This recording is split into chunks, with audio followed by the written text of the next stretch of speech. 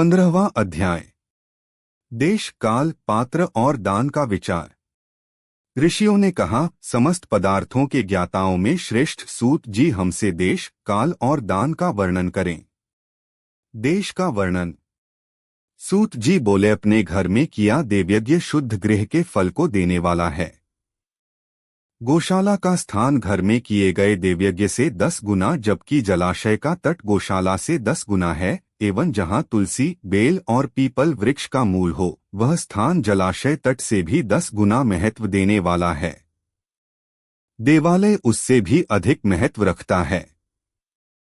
देवालय से 10 गुना महत्व रखता है तीर्थ भूमि का तट। उससे भी श्रेष्ठ है नदी का किनारा तथा उसका 10 गुना उत्कृष्ट है तीर्थ नदी का तट। इससे भी अधिक महत्व रखने वाला है सप्तगंगा का तट, जिसमें गंगा, गोदावरी, कावेरी, ताम्रपरनी, सिंधु, सरयू और रेवा नदियां आती हैं। इससे भी 10 गुना अधिक फल समुद्र का तट और उससे भी 10 गुना अधिक फल पर्वत चोटी पर पूजा करने से होता है। और सबसे अधिक महत्व का स्थान वह होता है जहां मन रम जाए। काल का वर्णन। सतयुग में यज्ञ, दान आदि से संपूर्ण फलों की प्राप्ति होती है। त्रेता में तिहाई, द्वापर में आधा, कलयुग में इससे भी कम फल प्राप्त होता है। परंतु शुद्ध हृदय से किया गया पूजन फल देने वाला होता है।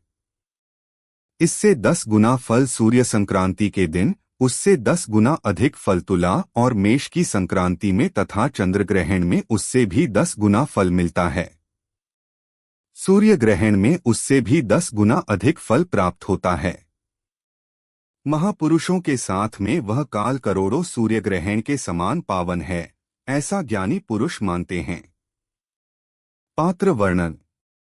तपोनिष्ठ योगी और ज्ञाननिष्ठ योगी पूजा के पात्र होते हैं, क्योंकि ये पापों के नाश के कारण होते हैं।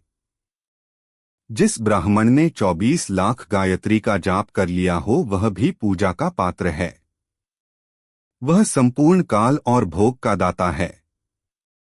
गायत्री के जाप से शुद्ध हुआ ब्राह्मण परम पवित्र है। इसलिए दान, जाप, होम और पूजा सभी कर्मों के लिए वही शुद्ध पात्र है। स्त्री या पुरुष जो भी भूखा हो वही अन्नदान का पात्र है। जिसे जिस वस्तु की इच्छा हो उसे वह वस्तु बिना मांगे ही दे दी जाए तो दाता को उस दान का पूरा फल प्राप्त होता है। याचना करने के बाद दिया गया दान आधा ही फल देता है। सेवक को दिया दान चौथाई फल देने वाला होता है। दीन ब्राह्मण को दिए गए धन का दान दाता को इस भूतल पर 10 वर्षों तक भोग प्रदान करने वाला है।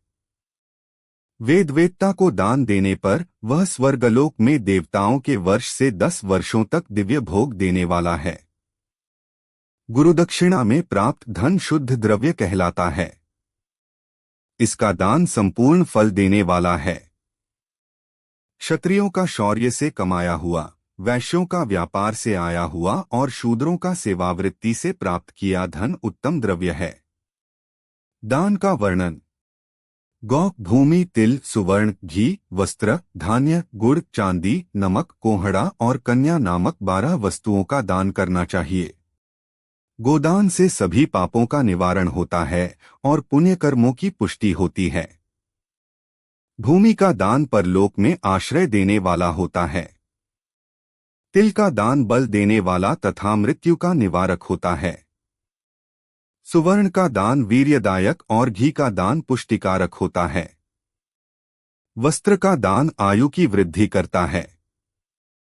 धान्य का दान करने से अन्न और धन की समृद्धि होती है। गुड़ का दान मधुर भोजन की प्राप्ति कराता है। चांदी के दान से वीर्य की वृद्धि होती है। लवण के दान से षड्रस भोजन की प्राप्ति होती है। कोहड़ा या कूष्मांड के दान को पुष्टिदायक माना जाता है। कन्या का दान आजीवन भोग देने वाला होता है। जिन वस्तुओं से श्रवण आदि इंद्रियों की तृप्ति होती है उनका सदा दान करें। वेद और शास्त्र को गुरुमुख से ग्रहण करके कर्मों का फल अवश्य मिलता है। इसे ही उच्च कोटि की आस्तिकता कहते हैं। भाई बंधु अथवा राजा के भय से जो आस्तिकता होती है वह निम्न श्रेणी की होती है।